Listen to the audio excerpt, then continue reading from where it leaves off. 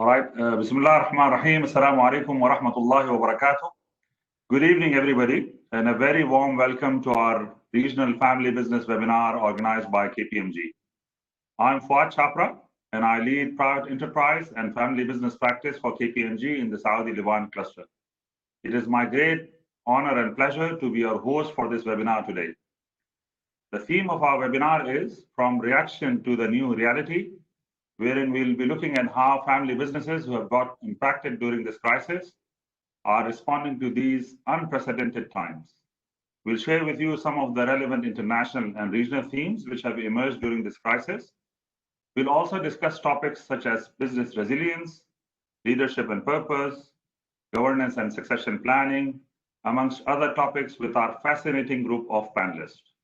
Before we move on, there are quite a few housekeeping notes which I would like to share with you. Today's webinar will be for 75 minutes, and we have divided the session into four key parts.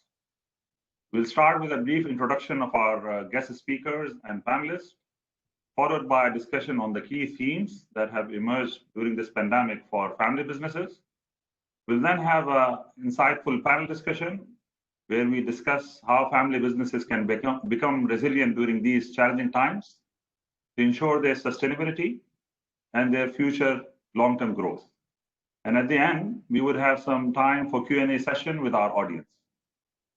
While we progress during the webinar, please share your questions in the Q&A tab on the right-hand side of your screen, and we'll do our best to answer them during the Q&A session. The session is being recorded, and you will receive the recording from our marketing team within 2 days, inshallah. And after the session ends, you will be prompted to complete a short survey. Please do take a couple of minutes to complete the survey, as your feedback will be very insightful for us. Can I request our guests and panelists as well to please come on the screen, turn on their video. So without further ado, let me introduce our distinguished speakers joining us for this session today. We have the pleasure of having with us two leading family business leaders from our region.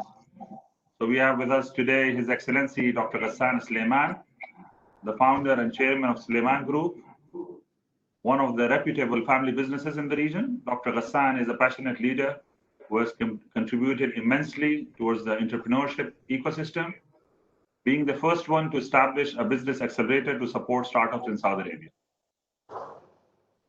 He has also been a great advocate for SMEs and was the first governor for the General Authority for Small and Medium Enterprises. He is currently the chairman of the National Center for Family Businesses in Saudi. Dr. Ghassan also has a great passion in the areas of education and philanthropy, where he sits on the boards of a number of such institutions in the kingdom as well as in Europe. We are also delighted to have with us His Excellency Mr. Majid Saif Al Ghurair, who is the chairman of Dubai Chamber of Commerce and a board member of Al Ghurair Group, a highly reputable family business conglomerate in the region.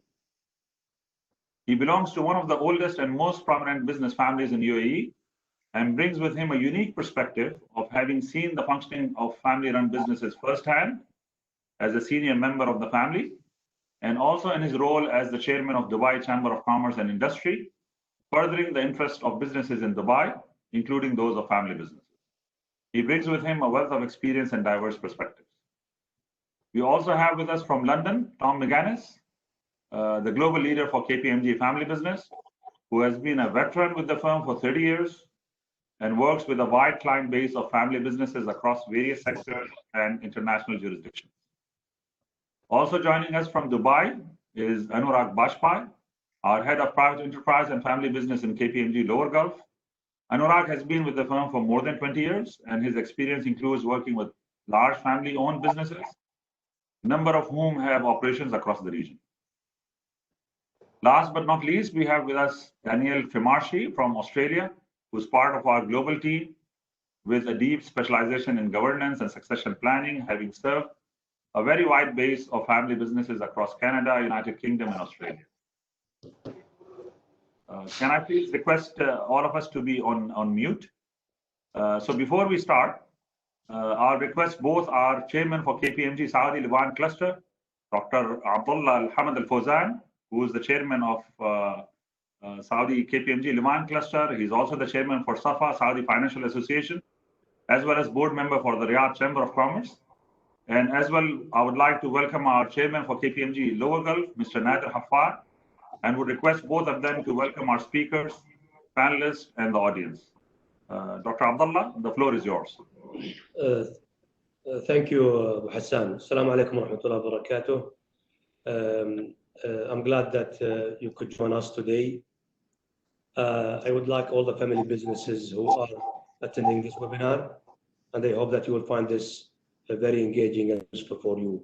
I would like also to welcome two of our well-known regional leaders, His Excellency Dr. Ghassan al-Sulaiman and His Excellency Dr. Majid al-Ghareer, and also our global leader for family businesses, Mr. Tom Mechanis, along with my colleagues. This is no doubt the family businesses are the backbone of our economies, and they are a major contributor not only to the economies, of the growth of the economies, is also contributor for employment as well, and the engine for entrepreneurship and innovation. In Saudi Arabia, an extensive study conducted by the National Center of Family Businesses revealed that family businesses represent 63% of our private sectors and employ more than 52% in our country. Also, with today's evolving market dynamics and rapid pace of digital transformation, the business models for the family businesses need to be evolving to ensure their sustainability. Furthermore, the impact of Covid-19, which all of us are facing today, has resulted in an urgent need for reaction by family businesses looking at their business model going forward. I hope that our speakers and panelists will discuss in depth this issue and give you more insight in the webinar. Also, I look forward for an insightful session, and I hope that it will be providing you more of a practical, pragmatic options going forward. I would like to ask my colleague Nader Hafar just to give his welcome note. Thank you. Thank you, Abdullah. Good evening, everyone. I am really delighted to be here with you all. Let me start also by welcoming our very special guest, His Excellency Mr. Majid al-Ghareer, and His Excellency Dr. Ghassan al-Sulaiman. We are really extremely honored and happy to have you here with us, Your Excellencies. I am sure that all of us will benefit from your experience and also from your knowledge. We have with us today representatives from family-run businesses joining us from around the regions. Luckily, and I'm looking at the numbers accumulating at the screen, we're up to 204, and they keep growing. So this is hopefully will be a good education for all of us. Ladies and gentlemen, this is really one of our first series of webinars, which will focus on family businesses. And I do sincerely hope that this is a start of a journey of communication to help us all engage collectively. Success, if I may, is really in staying connected, as we need more networking and more meeting and more discussion to help us cultivate this ever-changing business environment that we are experiencing now. In this engagement level, this kind of engagement level that would help the family businesses transform, or any business for that matter transform. Transform the business model, transform the organization structure, and be ready for the new norms and the new realities, which we are discovering as we go along. We have some very relevant topics today, relevant topics that would help us really cover a wider number of agenda. However, I am aware the topics that we'll discuss in this #1 webinar may not be covering all the topics that we have of the rich audience that we have. So I do hope you'll join and participate in the future events as well. KPMG is really ready, willing, and able to bring the best topics to our future seminars. Like my colleague Fuad mentioned, your feedback will be very important so we can alter and change for future webinar. Family businesses, and if I may again elaborate on this, in the UAE is a major part of our private sector, and it contributes significantly to the GDP, and it provides anywhere between 70 to 80% of the workforce in the private sector, and they continue to grow. KPMG in the region is proud and privileged to be associated with several large family businesses that play an important role in the economy. While everyone these days are talking about the current challenges in each business is facing, I am truly optimistic and very hoping that we will be able to soon enough look back at this and think of it as something from the past that we've learned and gained a lot of experience. Without further ado, we have a rich agenda today, ladies and gentlemen. One more time, thank you for joining, Your Excellencies. Thank you for your presence. Very much. International teams which have emerged during this crisis. And I'll also request Anurag to share some of the regional perspectives which have emerged in our region. Over to you, Tom. Thank you, Fuad, and thank you for inviting me to take part. Let me start with sharing the screen on KPMG's Global Recovery Framework. This is a framework which focuses on the 4 stages of the crisis. So at the beginning, when businesses were just starting to respond to what was happening, we had a phase of reaction. Then we moved through to resilience, where businesses were testing how able they were to deal with the crisis, and then into thinking about recovery, and then into new reality. Now, in the UK, for example, many businesses are focusing on the new reality. What does the future look like? And what should the shape and size of their business be in the future? I think in the region, it's possible that many businesses are still in the recovery phase because of the timing of the crisis. And my colleague Anurag will cover more about that later when he talks about the regional perspective. But let me move on to the key themes of the crisis. We have 5 themes to cover. And the first of these is what the market might look like in a post-COVID world and what has changed permanently. And there are a number of blocks here to think about. On the left, a key issue is technology. I think many of us have been surprised at how good the technology has been, especially for working from home and working remotely. And I think this will continue to be a big case in the family business world. Also, things like back office transformation. I have many clients now looking at their finance systems and making sure that they can provide the data they need to make hard business decisions.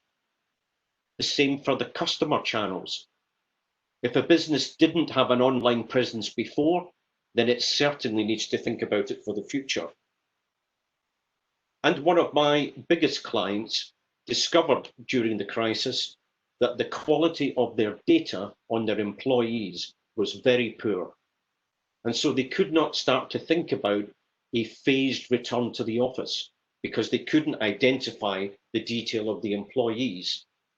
So now they are investing in a much better HR system, which allows them to plan for these things much more effectively in the future. So that's the first theme. Let's move on to the second theme. This is a critical area, I think, for family businesses. It's about the balance sheet and rebuilding the balance sheet, but also looking at funding for future growth. And in the West, for example, many banks are able to lend at actually quite low rates, and therefore borrowing to fund growth has become quite a focus. But this covers a variety of issues. Is the capital structure sufficient? Have you got the right lenders? Is your working capital sufficient and your cash flow management? And to give you an example of a client of mine, which is a third generation construction business, that business realized that this year they will not make profits. And so their ability to pay the family their annual dividend is very much restricted. And they realized that they needed to review their entire funding model. And so we have been supporting them in discussions with the banks in order to improve their gearing. I've been looking very closely at and which members of the different will be entitled to shareholdings and what the rights of those shareholdings will have. So this is a great opportunity in many ways, although it's been a difficult period, a great opportunity to look at the funding needs of the family, but also the funding needs of the business in order to grow the business for the future. Let me pass over to my colleague Daniel, who will cover the third theme. Thank you everyone for joining. It's a pleasure to join you this evening. The third theme that we're looking to discuss is around the risks that have become most evident during the crisis. And liquidity, as Tom mentioned, has been something that has come up with many conversations across the globe. This is about cash flow management, about debt servicing and debt management, but also about scenario planning. Many families have looked to their revenue forecasts to understand how would their business sustain a 30% drop in revenue, a 50% drop in revenue, or even a 70% drop in revenue. And being able to plan for these scenarios and adapt their business and their operating model has been one of the key risks that many families have looked to face. Another key risk, and Tom mentioned this again from a market perspective, was technology. And in regards to technology, we've seen three key risk areas. It's about the integration into the core processes of their business of new and adaptive technology. It's the way in which they've been able to adapt or inability to adapt their technology and their processes to match the new surroundings and the new engagement style. I think to one family I was working with in relation to many of their staff working from home and how they were unable initially to take their transaction processing from a manual process to a technology-based process in a way that still allowed them to make routine payments and receive funds the way they had historically. The third of the technology aspects is around cybersecurity, with increased phishing attacks and a real focus on both family businesses and family offices having attacks put on them in regards to the access of their data and the safety of their data has been something that many families have looked to address in a very short space of time. The third risk I wanted to touch on is in relation to the supply chain and the value chain that many families are a part of. We've seen a great level of diversification during this crisis, and Anurag will mention this in regards to the regional aspect. But the aspect we've seen globally is families who move up and down their supply chain, looking to integrate aspects of the business that otherwise they would have to outsource. And in many cases, the return of nationalisation, given the restrictions around global travel and the access to supply chains that previously were accessible to them. If we move to the fourth theme, this is in relation to culture and the culture around the business and the family. And the most prevalent discussion to date has been around purpose. And we see this purpose in the way that it impacts decision making, in the way it impacts philanthropy and community engagement, and the way in which the families are able to connect and communicate.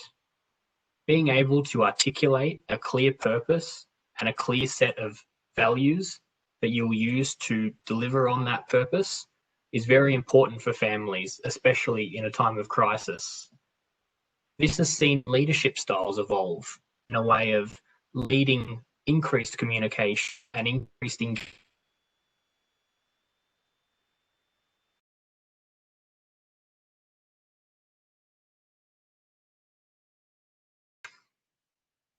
Another key aspect is the culture of the business and the family within the community. And we've seen family businesses globally really support their communities and their families, their employees, and their customers in ways that will be remembered long after the crisis. This ability to engage at an emotional level into the community is something that has really strengthened the business's ability to communicate and to commit to a long-term outlook. Lastly, the governance and succession aspect of culture has been important. And again, Anurag will touch on this, as will Tom. But one thing that I've seen is the increased roles and responsibilities of both the senior generation and the next generation.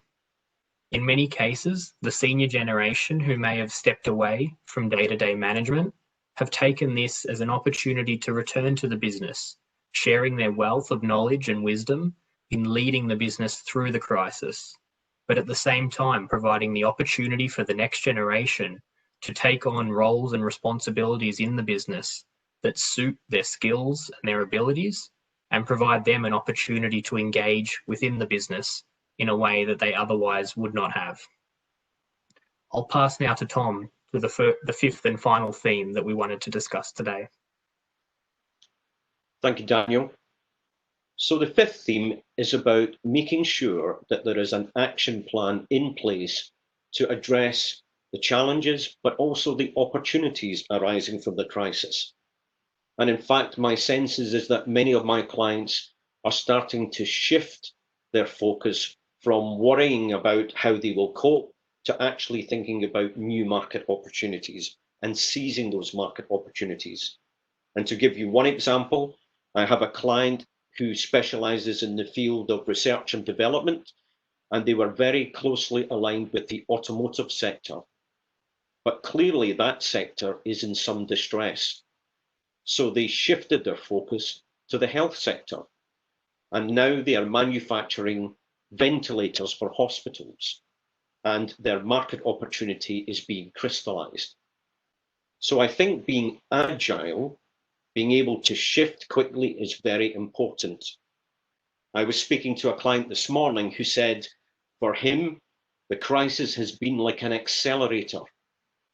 They have had to face up to decisions which perhaps they deferred before, but actually now they have to deal with face to face. And so they have to bring a new reality to the business. One way, for example, is to improve the family governance. That can take the forms of reinvigorating the family constitution so that everyone knows what their roles and responsibilities are, but also the corporate governance. And we are seeing a big increase in non-family members taking seats on the board, either as executives or non-executive directors, in order to speed up the time of decision making, but also bring new expertise to the business. All of these things coming together create a powerful opportunity to grow. And we are certainly seeing that happening at the global level and the UK level. But let me pass now to Anurag to share some thoughts with you about what is happening at the regional level. Thank you, Tom. Good evening, everyone. So I think businesses in the region have had to go through a twin shock of the pandemic and record low oil prices. Family businesses, like other businesses, have had to react and respond to what was happening around them. In the region, what we've seen with family businesses is a number of themes emerge over the last few months. What we've also seen are some themes which are already there become more prominent. Some of these themes are consistent to what Tom and Daniel spoke about, and these are global themes. But some of these themes also have a unique regional flavor. And I think in my session, I'll try to pick some of this regional flavor that we've seen. So when we look around the region and when we look at family-run businesses, mainly they are in 3 or 4 sectors. So family-run businesses are primarily in distribution, trading, real estate, retail. And these are sectors of the traditional economy, if I may use that word. Given how deep and how wide the impact of the crisis has been, a number of family businesses have felt the risk of concentration of their business in these select sectors. Whereas on the other hand, we've had other sectors of the economy, sectors like consumer essentials, technology, digital, that have been the winners of the crisis. On the one hand, we've also seen consumer preferences change. We've also seen some national priorities evolve. And if you take everything into account, you expect some of these sectors to continue to do well. Right? What we have also seen is, and given what's happening around them, this drive for diversification intensify with family businesses. And not just in the traditional sectors where they've historically invested, but also in some of these new sectors that I've just highlighted. We've also seen a renewed focus on geographic diversification. There are family businesses who are looking at partnerships to take their business across their national boundaries. We speak about adoption of technology. Again, this is a global theme. If you look at across the region, family businesses are by and large behind their peers when it comes to adoption of technology as part of their businesses. And a number of family businesses struggle with in the initial few weeks and months of the crisis to take their business offline.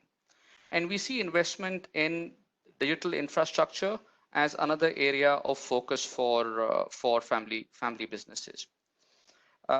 Succession and governance around the region, we see weak sort of governance structures with the majority of family-run businesses. In some cases, there is no governance. And what this does, or the absence of a strong governance structure, what it does with a family-run business, it takes away the biggest advantage, the advantage to be agile. And we've seen this play out, right? Over the last few months, we've seen some businesses who have reacted swiftly with the changing economic landscape, be it optimization of their workforce, be it recalibration or rejigging of employees from one part of the business to another part of the business with liquidity discussion with banks. They've managed to pivot their business, and they managed to do this very swiftly. On the other hand, we've seen some other businesses who have struggled with this, and this has come at a cost of or a cost to the business.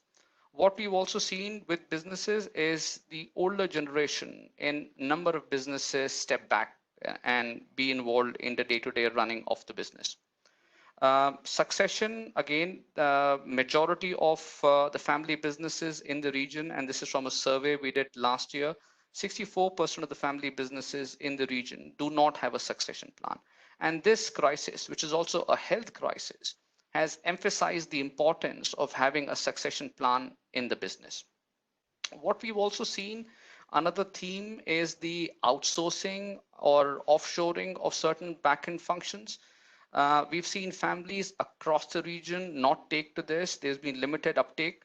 However, given the increased cost of operating in the region for family businesses, and we also see a number of family businesses become more comfortable with the offline, remote, virtual working model. And we see this trend to accelerate. We also see a number of family businesses who, and this could be a big family group, who would have different companies, and these companies or businesses work in their own silos without sharing the back-end processes and without little optimization of cost. We see that change. And some of the cost pressure on businesses will drive this change forward. Another theme that we think is going to get challenged is emotional connection. Now, what separates a family business from any other business is the family's emotional connect with the business, right? And be it the business, be it employees, brands, assets, we've seen a big connection with land. And some of these businesses, for a number of years, don't generate any value. In fact, some of them are value destroyers. And I think what this crisis is doing, it is challenging a number of families to look at this emotional connection they have. Giving back to community, another area that family businesses pride themselves, and it's a part of DNA and purpose of a number of business families. And we've seen this in action over the last few months, where family businesses have stepped up to help communities and individuals. What we've also seen is a number of families look at investment in sectors that are of national importance. So be it investment in the food value chain, be it investment in manufacturing, and we see that sort of play out. Overall, and I'm trying to sort of summarize, what we're saying is, given the importance of business families to the national or to the regional economies, I think it's a paramount importance as businesses move into the recovery phase and then into the new reality phase, for family businesses to come out stronger. Right? Some family businesses are well poised, whereas a number of other family businesses will have to take some hard decisions over the next few months with respect to their business. With this, I will hand it back to Fuad to take us into the next part of this webinar, where we listen to some of the leaders from prominent business families across the region. Fuad, I hand it back to you, and thank you. Thank you, Tom, Daniel, and Anurag for sharing with us some great global and regional perspectives. Please continue to post your questions. We will, towards the end of the webinar, direct these questions to our panelists. So please keep them coming. We'll now move into our panel discussion, where we'll discuss with our distinguished panelists some of these themes, as well as some topics which are of high importance and relevance to family businesses. So I request our panelists, His Excellency Dr. Ghassan, His Excellency Mr. Majid Al-Ghurer, and Tom Mechanis, to join us, and to please switch on your cameras as well.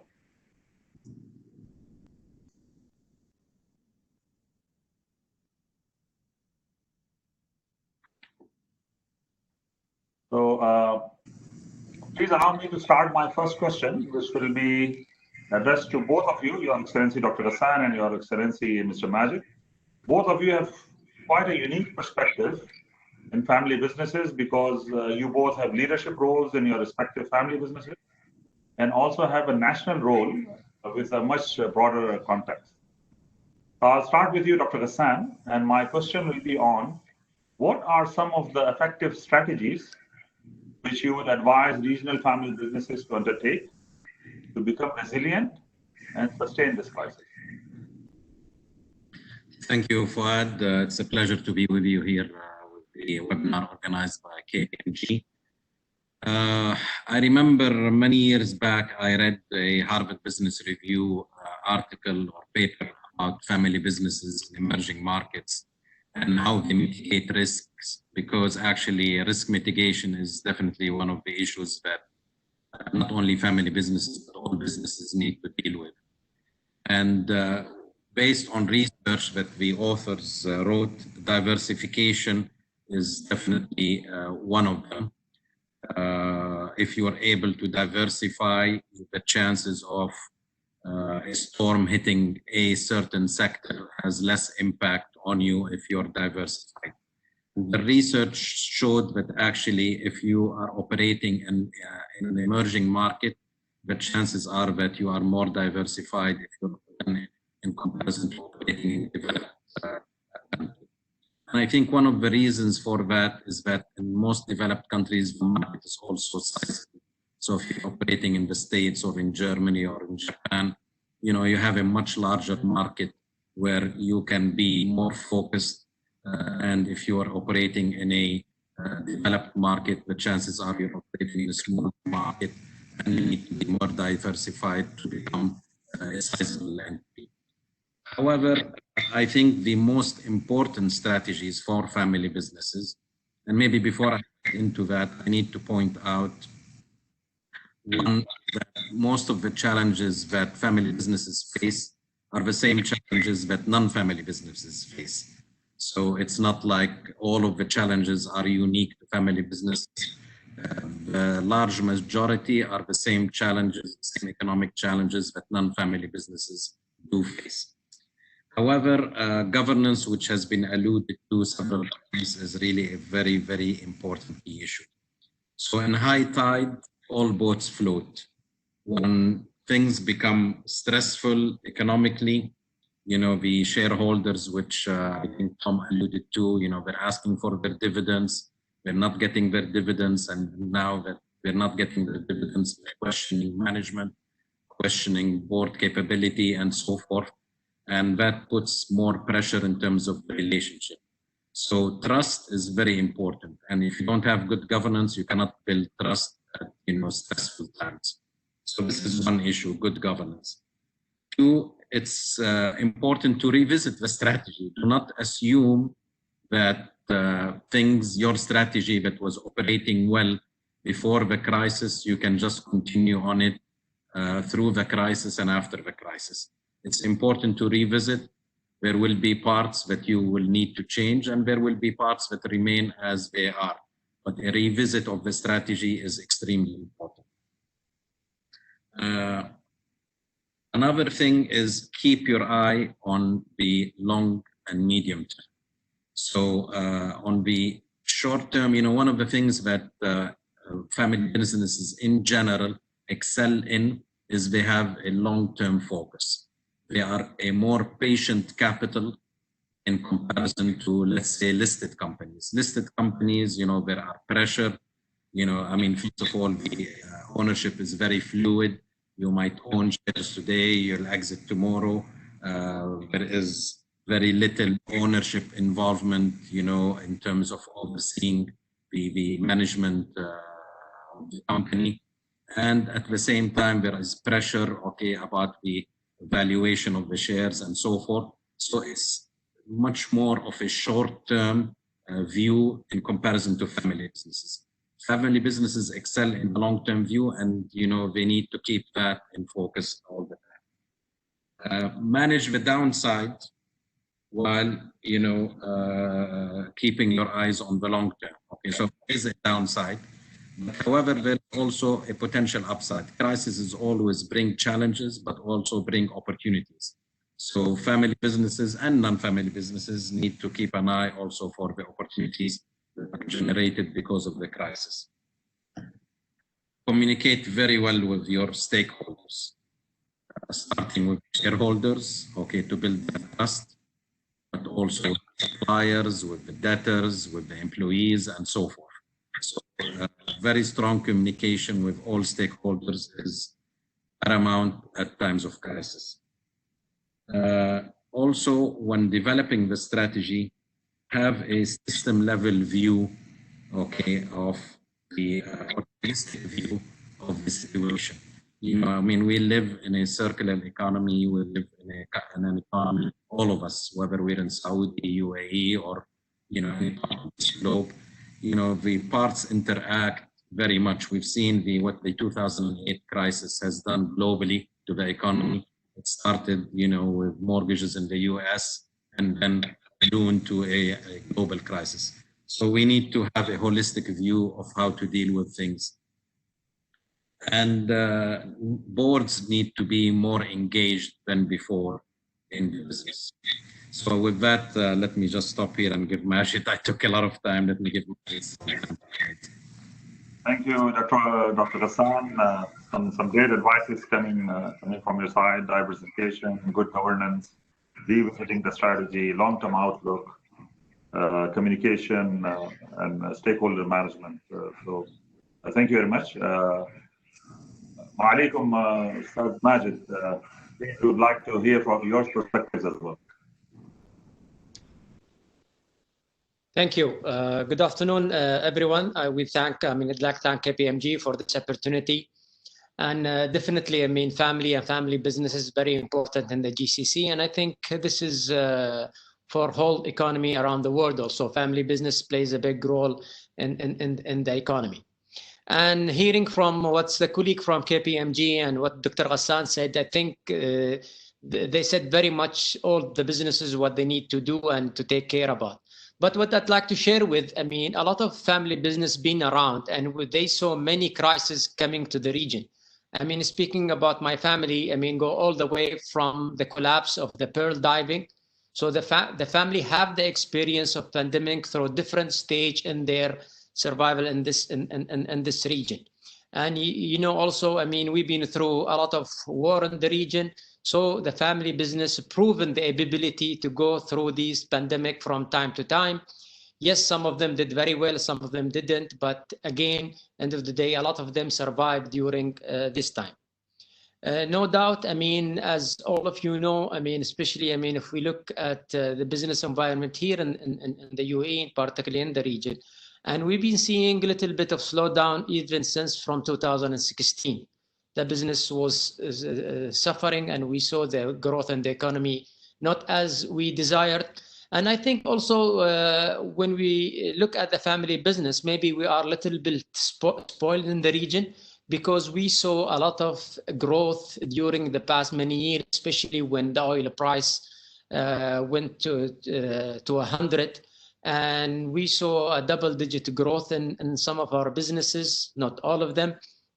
And sometimes when this happens, it makes you a little bit lazy, not to look at your strategy or review what kind of business is doing because of the market or because of the business. You are in the right business. So you carry along a lot of business as in your portfolio, regardless of their performance. And because also sometimes other business start supporting other small businesses, so you didn't mind to carry it along with you.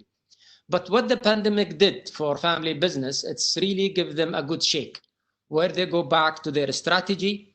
And also they try to get rid of some emotional tied up where some businesses been in the family for generation, although they are not producing a good result. But some family take it, no, it is a legacy. This is within the family business. We should carry it away. We don't get rid of it. I think now it's a great opportunity for a lot of family business go back to their portfolio and really select which the business they want to stay in and grow in the beginning. Because if you're going to stay in a lot of business, you are third or fourth or 10th in the market, you will be weak. I mean, you will be not strong enough to compete into what's coming in the future. And more also in the GCC, we know a lot of rule and regulations changing. No more we're gonna, hold the market only for ourselves.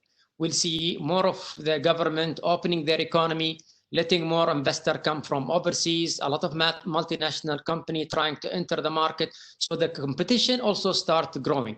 And more also family business start to diversify their business, where there is certain family, as some of you mentioned, they are very strong in the real estate because of the bank land they have. But now this is no more only for certain families. A lot of family now became a big giant real estate company, for example. And other businesses, when you go also agencies, and when you talk about car or retail, so many multinational retailers also came to the region and they start competing with the family business. So this is, I think, a fantastic opportunity for families, go back to their strategy, go back to the drawing board and start to see where they want to grow in the future. Also, very important leadership. Leadership in the family, I think it's very critical, because without a good leadership, also a lot of family members start losing focus and everybody start want to pull in certain direction where he feels comfortable. So I think this is a fantastic opportunity. I think the ground and the base of the family business is very strong. They have a good, relationship when it comes to their employee, to their customer, to their supplier. I think during this year, they created a fantastic networking, and they have to use this now networking to start. Also, I'd like to mention also, no doubt the government was a big support for the family business in the region. And I can speak in the UAE, we got a lot of support from the government, because the government see how the family business really contributed to the economy and the growth of the economy. And I cannot differentiate. I mean, always I compare family business like the government sovereign fund. Long term, long term, long term. We are not looking at quick return, short term. So this is also always in the side of the family business. Although, I mean, I can understand the young generation, they look for, profit, distribution of the wealth. But I think also the very important to make sure the continuation of the family business to the second generation and beyond. And thank you. Thank you, Mr. Majid. Quite a positive long-term perspective for family businesses. Really very insightful. If you allow me, I'll carry on with you, Mr. Majid, and I would also like to request your perspective on the importance of stakeholder management, be it with your customers, be it with your suppliers, even with your shareholder base. What is the importance and significance of ongoing communication with your stakeholders? I think you need to be very honest and communicate with your stakeholders, and don't let them draw their conclusion. I mean, you show them where is your destiny, where you are going, and you be clear with them and continue to communicate with them. And with the employees, very important. So everybody start and be committed dealing with the family business, and you are there. I know, for example, a lot of family business starts shortening their payment for their suppliers. They said, no, this is a bad time. Even though we have a credit for 120 days, we're going to pay in 30 days. We're going to pay in 60 days because our supplier in need of cash today, and we have the capability of doing this payment. So a lot of family business help their supplier actually in this tough time, and they start reviewing their policy. They didn't misuse all the benefit they've been getting from their supplier. Even when the time came to help their customers, they start, for example, a lot of landlords in the region here start helping their tenant by giving them a lot of concessions, because they're looking for this long-term relation. They know they need this customer. I mean, it's not the right time to be smart with your customer. So all these kind of measure help the businesses and created also more bonding between the stakeholders and the family business. MashaAllah, very well said, Ustaz Majid. The ethics and values which have been demonstrated by family businesses towards their larger ecosystem has been admirable. So thank you very much. This has been also a great perspective. I would like to move now to Dr. Ghassan. Dr. Ghassan, you have always been a great advocate for SMEs. You have strived for the cause for many endeavors, including establishing the SME authority in Saudi Arabia and being first governor. Given the strategic importance of SMEs in the business ecosystem, what is the impact of the crisis on SME family businesses? And what are some of your top concerns in this domain? Well, you know, Fuad, that this crisis that we're passing through is very different from the previous crises that we went through. So 2008 crisis was purely an economic crisis. This one is very different because it's a health crisis that drove an economic crisis and drove some businesses to total standstill. So usually economic crises have an impact, they decrease aggregate demand. But in this crisis, in some sectors, it went to zero, demand went to zero, because of the forced lockdown. And when demand goes down substantially, liquidity becomes a big issue. And when we look at the sustainability from a liquidity perspective in terms of businesses, SMEs have very little potential for sustaining lockdowns, and prolonged periods of time. And they have the least liquidity among all different kinds of businesses. So I expect SMEs will be hit very hard with this crisis, especially small businesses. And, it will be very tough for them. And although many countries, including Saudi Arabia, have given support to SMEs. But we will see a lot of SMEs fail, and it will develop into a sort of a domino effect, because if they fail, their debtors also will be impacted, their suppliers will be impacted, and so forth. So it's something new, but we need to see how it unfolds. It's an area of concern. One of the biggest potential impacts that I'm really very worried about failures, specifically startup failures, relates to unemployment. Now, unemployment is probably the biggest challenge for the Arab world. And I think if not the highest unemployment rate, at one time North Africa had the highest unemployment rate. I don't know what it is for the Arab countries, but we're definitely one of the highest in unemployment rates in the world. And startups, SMEs, are one of the main generators of job creation in the world, not only in our region. And I remember when I was in the SME authority and I was involved in working on the labor policy for the Saudi government, that most of the job creation was coming from startups and SMEs in Saudi Arabia. So if that sector has a major failure, that will impact negatively very much unemployment, which will have even a big impact on the businesses that are able to survive and sustain through the crisis, because unemployment also has an impact on purchasing power, which has an impact on consumer power, which has an impact on the size of the market. So, it's the circular economy, and we will be hit. The other thing is also negative with SMEs is that Tom spoke, I think several of the other panelists spoke about, poor governance or lack of governance completely. So if we do a mapping of where does poor governance lie mainly, we will find that it lies mainly with small companies. So as companies grow larger, as they become more multi-generational, okay, more likely than not, they have better governance. We mentioned earlier that during the crisis, governance has, a very important role to play. And if you have weak governance or no governance at all, you will be hit harder in comparison to companies that have good governance.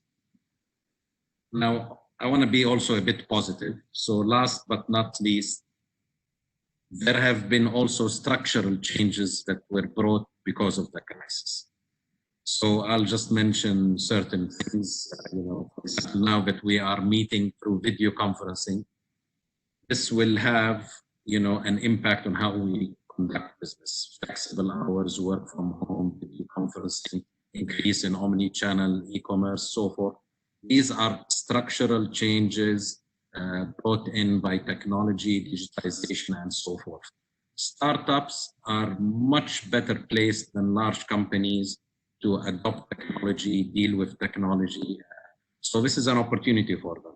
So although they're facing challenges, how to deal with the new normal, they're probably better positioned, the ones that can survive, to deal with the new normal and to adapt to the changes in comparison to the larger companies that, require more time. It's harder for them to adapt to new realities in comparison to small and startups. So with that, let me just conclude on this point. Thank you, Dr. Ghassan. So I think you're advising SMEs on sharper focus on liquidity management. You're advising them also to, to be part of the evolution of their business models, to take an active role in evolving during these crisis times, and as well as importance of good governance in these SME family businesses. Yeah. So I think I'll thank you very much, Dr. Ghassan. These have been very valuable insights. I'll move now to our global leader for KPMG Family Business Practice, Tom Mechanis. Tom, as you and Danielle mentioned in one of the themes, that leadership and a clear purpose came out very high on the agenda of family businesses during this crisis. Now, the question is that how do we ensure that family businesses have the right leadership and inspiring purpose across the organization, which guides them to address such a crisis in an effective manner? I think it's a very good question, Fuad. And Dr. Hassan mentioned a word earlier, which I think is very, very important. That word is trust. And I think now is a great opportunity for the family to reconnect on the trust agenda, both with the employees, but also with the other family members. We have a saying in the UK, which is trust is difficult to win, but easy to lose. So it's something that needs to constantly be refreshed and renewed.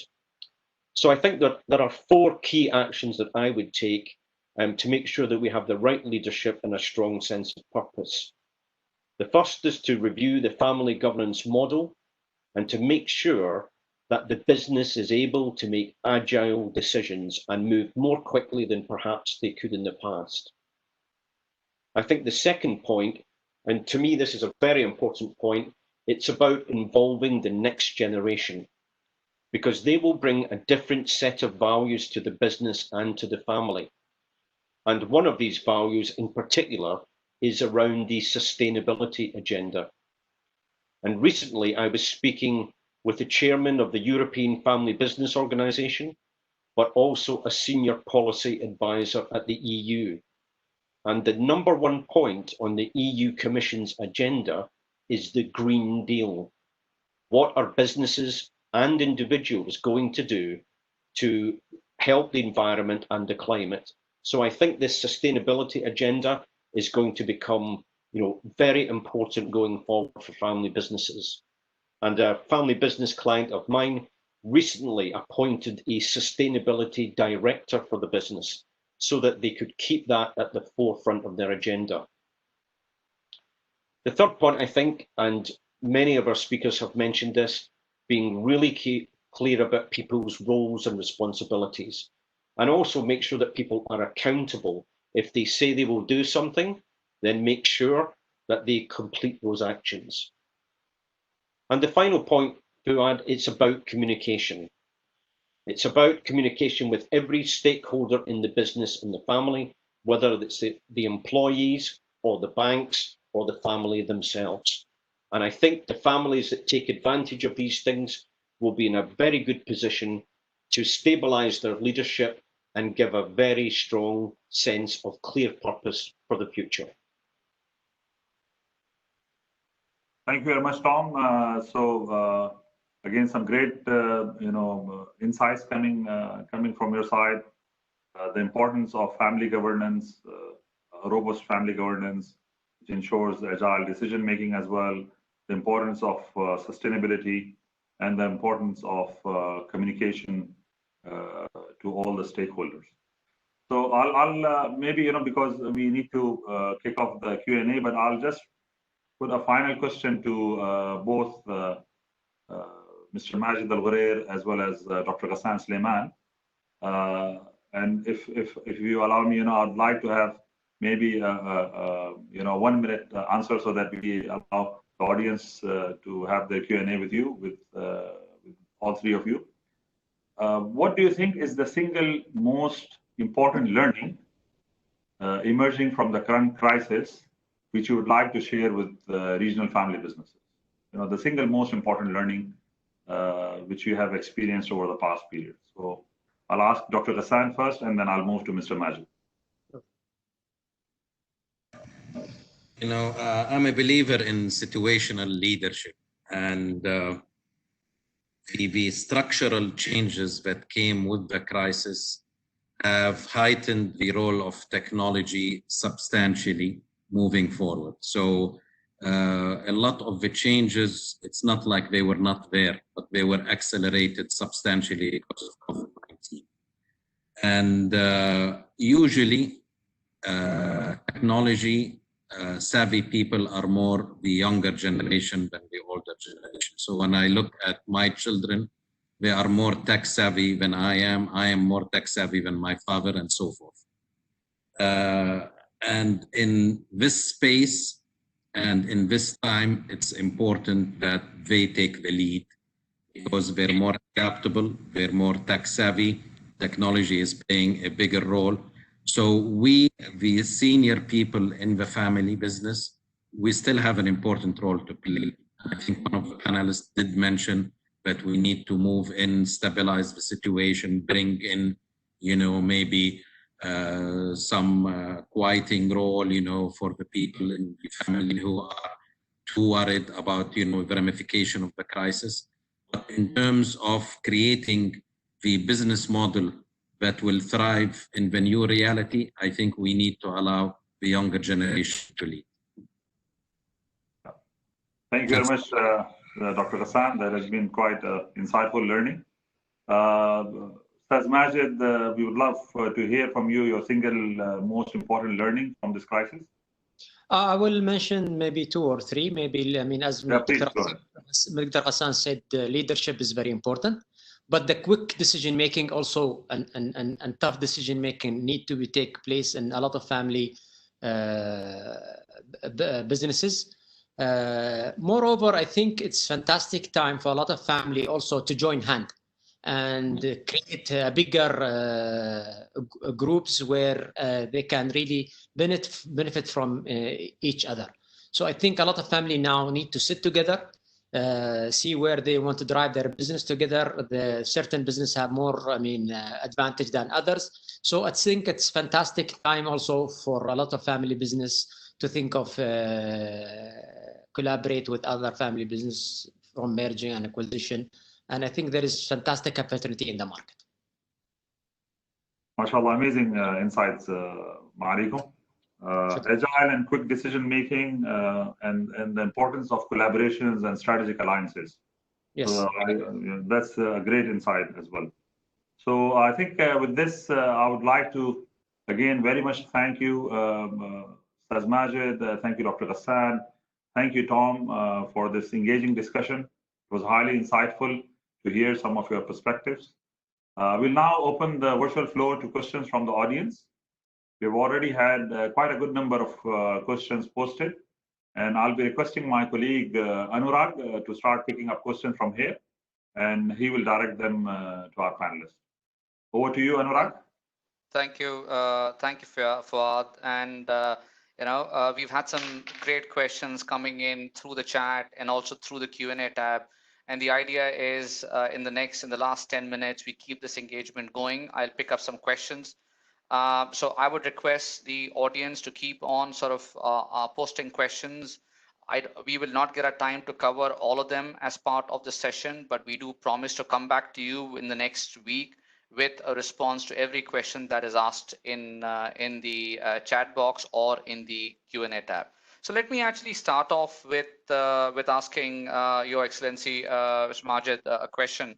And this is a question that has come in from the audience, that if you're a family business, how do you balance, and there's always the challenge between how do you balance the focus on growth with managing risk, right? So do you invest, do you grow, or do you be happy with what you currently have and carrying on with your business? So so if you're a family business, how do you sort of manage that risk or this challenge?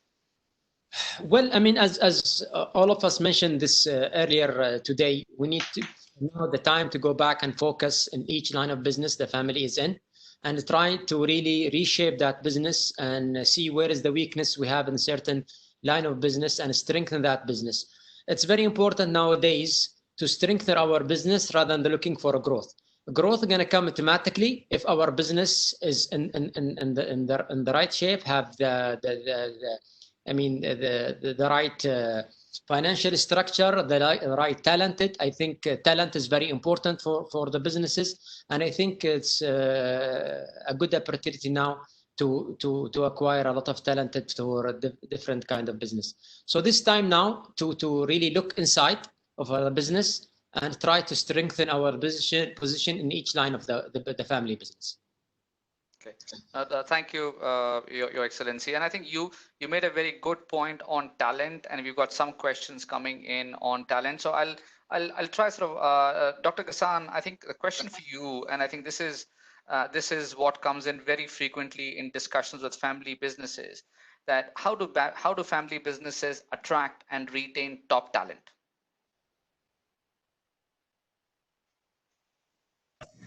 Let me address the problem that I see in family business in terms of talent first. There is too much dependence on family talent, which I think is a big problem. When you try to pick the talented people in the family, you're picking from a very, very small pool. If you start looking outside the family, you have a global pool to choose from. So I think the first issue of learning for family businesses in general, especially the ones in our region, is that, you don't need to only look within the family. You have an option to look outside the family. And we are seeing more and more where there are family business boards, which are composed mainly from independent directors. Previously, we only saw family members dominating the boards. And some boards until now are made totally from family members. So talent is available from outside the family. And I think this is the no-brainer quick win in terms of addressing talent in the family business, be it at the executive level or at the board level. Okay, thank you, Dr. Ghassan, for your insights, and you made some very interesting points there. Maybe my sort of next question, and I'll sort of keep up with the trend Fuad has sent to ask both of you this question, is about as a business family, how do you pass on your legacy to the second or the third generation, right?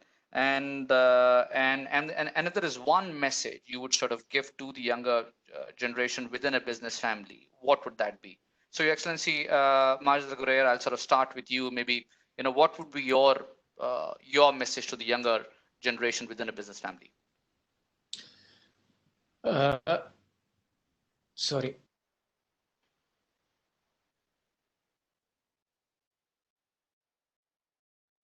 I think, Your Excellency, you're on mute. Sorry. Now it's okay?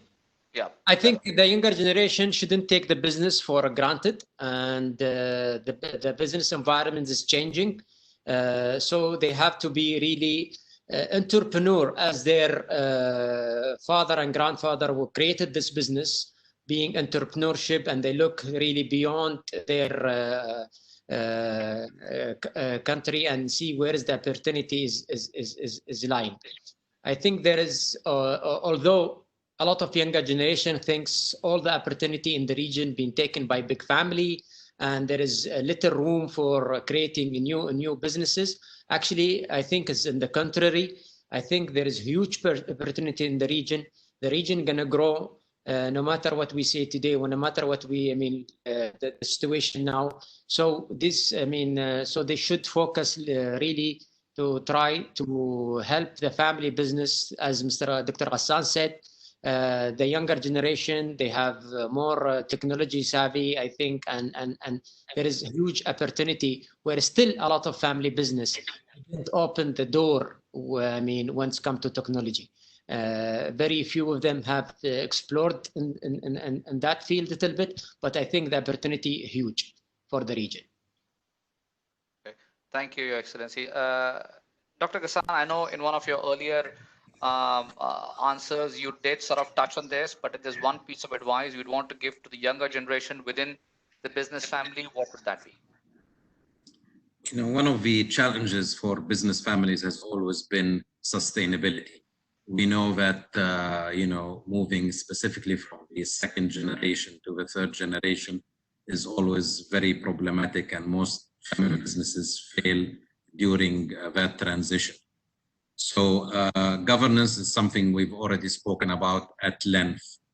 However, in these challenging times when we're continuously facing technological changes, disruptions, social disruptions, wars, so many disruptions. The last crisis we had was just a few years back in 2008, and we're faced with another global crisis now. So I think the ability to reinvent the business is something that is very important. You cannot sustain a business through generation if it doesn't have the ability to reinvent itself, adapt, and change. I think this is a very important skill that the next leadership or the present leadership needs to have through the different ages. A business might start in food and might end up in health. Okay, and this is a healthy and normal transition because this is where the opportunities are, and this is how, you know, the sustainability of the business demands. So I would put that as a very key, important skill I would love to pass to the next generation. Okay, now I think makes a lot of sense, and thank you, Dr. Ghassan, for your thoughts. Tom, I don't want you to feel left out, so I'm going to ask you the last question. And I think this is a very interesting question on how do you sort of manage communication within family members, and how do you sort of mitigate miscommunication, if I may say so. Thank you, Anurag, and it's nice not to feel left out. So I feel like part of the family, which is great. You know, my experience is that conflict in family is inevitable at some point, and good families organize themselves so that they can deal with differences of opinion. And I think the best structure that I have seen working in the UK certainly is a family council, which has representatives of the different generations, but also typically appoints a chairman who is not a family member, but is very much a trusted advisor who understands the business and also understands the dynamics of the family. And they are able to mediate between differences of opinion within the family. And I think if you have a body like that, which also focuses on the correct governance, then that is a really useful structure to help manage difficult periods and also provide guidance to perhaps the next generation who are coming through to succeed in the business. Now, Tom, thank you, and I think that does make a lot of sense. With this, we sort of coming to the end of our time and the end of the Q&A session. Gentlemen, thank you for your thoughts and insights. I would also like to thank the audience for all their questions. With this, I hand it back to Fuad. So Fuad, over to you. Thank you, Anurag. I would like to again thank all our panelists and speakers for being part of today's session, sharing with us their wealth of knowledge. I'd also like to thank you all as attendees for spending your time with us. I do sincerely hope that you found this session a fruitful investment. We very much look forward to connecting with you again for more of such events in the future, inshallah. Please complete the short survey after this session. Your feedback is definitely very important for us. Thank you all and stay safe. Fi amanillah. Shukran. Thank you, Fuad. Shukran, Dr. Ghassan. Thank you, Tom, Daniel. Thank you all. Thank you. Thank you.